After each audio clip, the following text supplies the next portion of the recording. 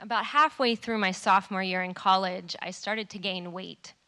And so I went to the gym and I went on a diet and I continued to gain weight.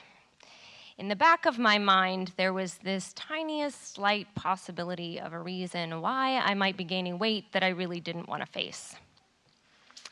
But after I gained about 15 pounds that I couldn't lose, I went down to Planned Parenthood, and they told me that I was 14 to 15 weeks pregnant.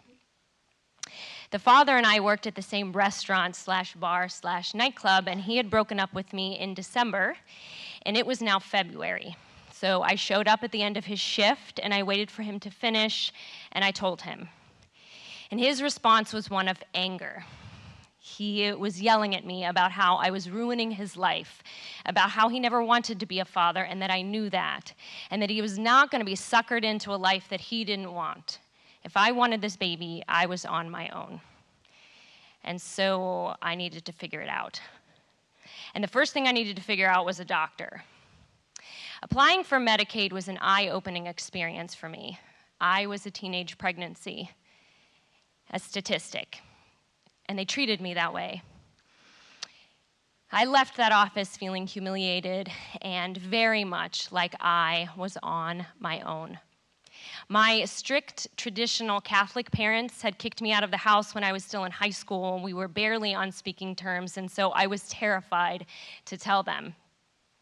Although they did not yell at me, they made it very clear that they had no desire to raise their grandchild. They still had 3 children at home, the youngest of which was in elementary school, and so they validated that I was on my own.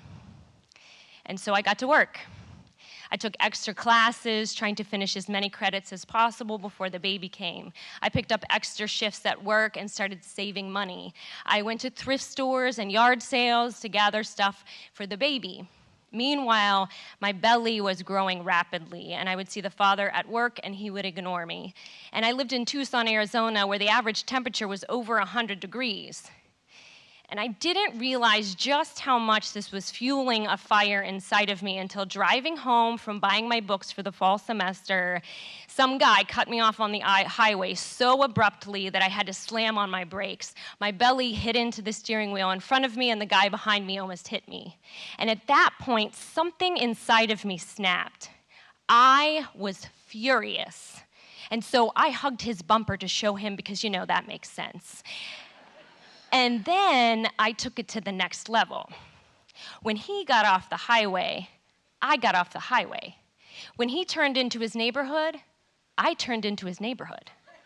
When he pulled into his driveway, I pulled into his driveway. When he got out of his car, I got out of my car and I started screaming at him. Now, mind you, I am a very young, very pregnant girl screaming at this guy in his driveway about how he almost killed me. And a woman comes out of the house, maybe a wife or a girlfriend, I don't know, but she looks me up and down, and then she crosses her arms and she looks at him like, "What the hell did you do?"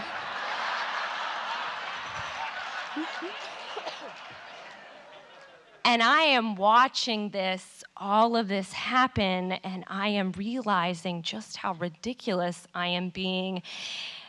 And my anger quickly turns to sobbing, and I am crying and apologizing and fumbling to try to get into the car, and he asks me if I'm okay, and I drive away.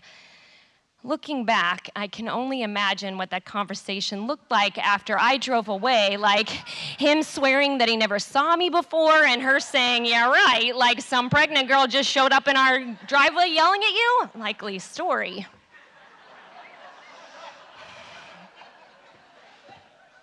Anyway, I drove home. And that night, crying myself to sleep, I told that baby in my belly that I wanted her, that I loved her, and that she would never be on her own. Fulfilling on that promise has been far more difficult than my 19-year-old mind could have ever imagined. But in May of 2017, my baby had a baby.